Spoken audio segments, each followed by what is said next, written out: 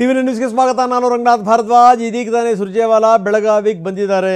ಏನು ಕಾಂಗ್ರೆಸ್ಸಲ್ಲಿ ಅಸಮಾಧಾನ ಇದೆ, ಅಸಮಾಧಾನಕ್ಕೆ ಮಧ್ಯರಿಯುವಂಥ ನಿಟ್ಟಿನಲ್ಲಿ ಸುರ್ಜೇವಾಲಾ ಇವತ್ತೇನು ಪ್ರಯತ್ನ ಮಾಡ್ತಾರೆ, ವೆರಿ ಇಂಪಾರ್ಟೆಂಟ್.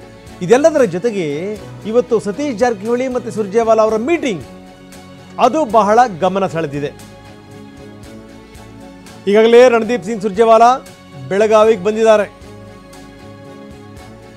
ಸತೀಶ್ ಜಾರಕಿಹೊಳಿ ಇವತ್ತು ಭೇಟಿ ಮಾಡ್ತಾರೆ. ಅವರ ಜೊತೆಗೆ ವಿಸ್ತೃತವಾಗಿ ಚರ್ಚೆ ಮಾಡ್ತಾರೆ. ಯಾವ್ಯಾವ ಸಂಗತಿಗಳ ಬಗ್ಗೆ ಚರ್ಚೆ ಆಗುತ್ತೆ, ಪ್ರತ್ಯೇಕವಾಗಿ ಭೇಟಿ ಮಾಡಿ ಹಲವು ವಿಚಾರಗಳನ್ನು ಪ್ರಸ್ತಾಪ ಮಾಡ್ತಾರೆ. ಅದರಲ್ಲೂ ಪ್ರಮುಖವಾಗಿ ಅಧ್ಯಕ್ಷರ ವಿಚಾರಕ್ಕೆ ಸಂಬಂಧಪಟ್ಟಂಗೆ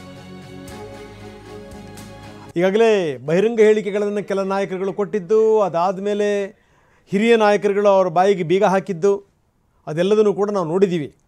ಅದಾದ ಮೇಲೂ ಕೂಡ ಡಿ ಕೆ ಶಿವಕುಮಾರ್ ಮಾತಾಡಿದ್ದು ಕೂಡ, ಅಂದರೆ ಈ ಸ್ಥಾನ ಮಾನ ಅನ್ನೋದು ಅಂಗಡಿಲಿ ಸಿಗಲ್ಲ, ಕೊಂಡ್ಕೊಳ್ಳೋಕ್ಕಾಗಲ್ಲ ಅನ್ನೋ ರೀತಿಯಲ್ಲಿ ಡಿ ಕೆ ಶಿವಕುಮಾರ್ ಮಾತಾಡಿದ್ದಿದೆಯಲ್ಲ, ಅದು ಸುರ್ಜೇವಾಲಾ ಸತೀಶ್ ಜಾರಕಿಹೊಳಿ ಭೇಟಿ ಇವತ್ತು ಯಾವ್ಯಾವ ತಿರುವನ್ನು ಕೊಡುತ್ತೆ ನೋಡಬೇಕು. ಯಾವ್ಯಾವ ಸಂಗತಿಗಳ ಬಗ್ಗೆ ಚರ್ಚೆ ಮಾಡ್ತಾರೆ, ಯಾವ ವಿಚಾರದ ಬಗ್ಗೆ ಇಲ್ಲಿ ಪ್ರಸ್ತಾಪ ಮಾಡ್ತಾರೆ.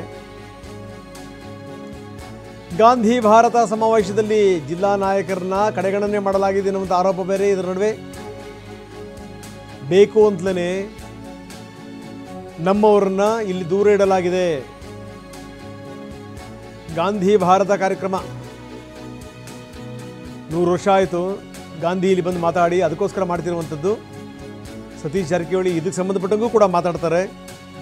ನಮ್ಮವ್ರನ್ನ ಬೇಕು ಅಂತಲೇ ಈ ಕಾರ್ಯಕ್ರಮದಿಂದ ದೂರ ಇಡುವಂಥ ಪ್ರಯತ್ನಗಳಾಗ್ತಾ ಇವೆ, ನಮ್ಮವ್ರನ್ನ ಕನ್ಸಿಡರ್ ಮಾಡ್ತಾ ಇಲ್ಲ. ಇದು ಅಧ್ಯಕ್ಷರು ಜೊತೆಗೆ ಅಧ್ಯಕ್ಷರ ಕಾರ್ಯವೈಖರಿ ಇದಕ್ಕೆ ಸಂಬಂಧಪಟ್ಟಂಗೆ ಪ್ರಮುಖವಾಗಿ ಹಲವಾರು ವಿಚಾರಗಳು ಚರ್ಚೆಗೆ ಬರುತ್ತವೆ. ನೋಡಬೇಕು ಇವತ್ತು ಯಾವ್ಯಾವ ಸಂಗತಿಗಳನ್ನು ಚರ್ಚೆ ಮಾಡ್ತಾರೆ, ಏನು ಎತ್ತ ಅಂತ. ಯಾಕಂದರೆ ಏನೇನು ಚರ್ಚೆ ಆಗುತ್ತೆ ಅದನ್ನು ರಣದೀಪ್ ಸಿಂಗ್ ಸುರ್ಜೇವಾಲಾ ಕೂಡ ಹೇಳಲ್ಲ. ಇನ್ನು ಸತೀಶ್ ಜಾರಕಿಹೊಳಿಯವರು ಅವ್ರದ್ದೊಂದು ಮನಸ್ಥಿತಿ ಇದೆ, ನೀವು 10 ಪ್ರಶ್ನೆಗಳೇ ಅವರು ಒಂದು ಪ್ರಶ್ನೆಗೆ ಉತ್ತರ ಕೊಡೋದು. ಅದೇನೋ ಮೊನ್ನೆ ಅದು ಯಾವ ಲಹರಿನಲ್ಲಿದ್ದರೋ ಗೊತ್ತಿಲ್ಲ, ನಂಬರ್ 1, 2, 3 3 ಪಾಯಿಂಟ್ಗಳನ್ನು ಹೇಳಿಬಿಟ್ರು. ಅಂದರೆ ಈ ಅವಧಿ ಪೂರೈಸುವಂಥ ಅಧ್ಯಕ್ಷರಿರಬೇಕು ನಂಬರ್ 1, ಓಟ್ ತರುವಂಥ ಅಧ್ಯಕ್ಷರಿರಬೇಕು ನಂಬರ್ 2, ಜನಪ್ರಿಯ ಅಧ್ಯಕ್ಷರಿರಬೇಕು ನಂಬರ್ 3.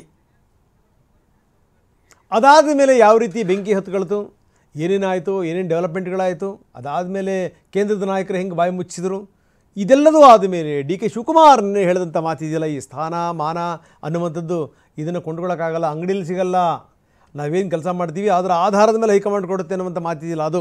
ಸೊ ಇದೆಲ್ಲ ವಿಚಾರ ಜೊತೆಗೆ ಅಂದರೆ ಈ ಗಾಂಧಿ ಸಮಾವೇಶ ಇದೆಯಲ್ಲ, ಇದಕ್ಕೆ ಸಂಬಂಧಪಟ್ಟಂಗೆ ನಮ್ಮವ್ರನ್ನ ದೂರ ಇಡಲಾಗಿದೆ ಅನ್ನುವಂಥ ವಿಚಾರದ ಬಗ್ಗೆಯೂ ಕೂಡ ಅವರು ಚರ್ಚೆ ಮಾಡ್ತಾರೆ.